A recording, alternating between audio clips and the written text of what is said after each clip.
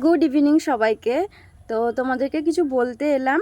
আসলে হচ্ছে প্রত্যেক শ্রাবণ মাসে সবার পাড়াতেই পুজো হয়, হয়তো কারো কারো বাড়িতেও পুজো হয়। তেমনি আমাদের এখানে একটা মন্দির আছে, মানে আমাদের বাড়ির কাছাকাছি।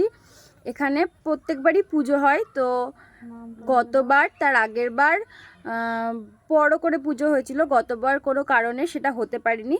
কিন্তু এইবার আবার সেই রকমভাবেই পুজো হবে, কি তার থেকেও বড় হতে পারে না, হবে। তো আমাদের এখানে পুজো হবে, সেটাই তোমাদেরকে দেখাচ্ছি যে এখন থেকেই হয়তো শেষ সোমবারে হবে, কিন্তু এখন থেকেই তোড়জোড় শুরু হয়ে গেছে। এখানে প্যান্ডেল হচ্ছে, মেলা হবে, বাউল হবে। সেই জন্য মেলার কিছু কিছু লোক, যারা যেমন ডিস্কো, যে নাগরদোলনাগুলো, সেগুলো চলে এসেছে, কারণ ওগুলো তো বানাতে প্রচুর সময় লাগে। তাই ওরা এখনই চলে এসে, সেটাই তোমাদের সাথে শেয়ার করছি। তো চলো পুরো ভিডিওটা দেখো, আর কেমন লাগছে কমেন্ট করে যেও। টাটা। দেখেছো, আমাদের এখানে কিন্তু প্যান্ডেল শুরু হয়ে গেছে। শুনলাম এইখানে হবে মেন গেট।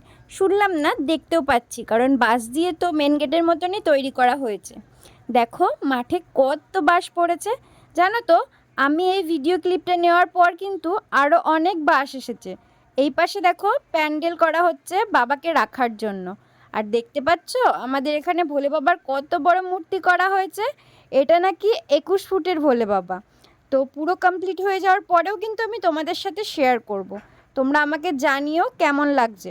এবার চলো কি কি এসেছে সেইগুলো তোমাদেরকে দেখাই। এই যে এখানে এসেছে ওই যে ডিস্কো বলে না, সেইগুলো, আর ওই পাশটাতে রয়েছে নাগরদোল্লা।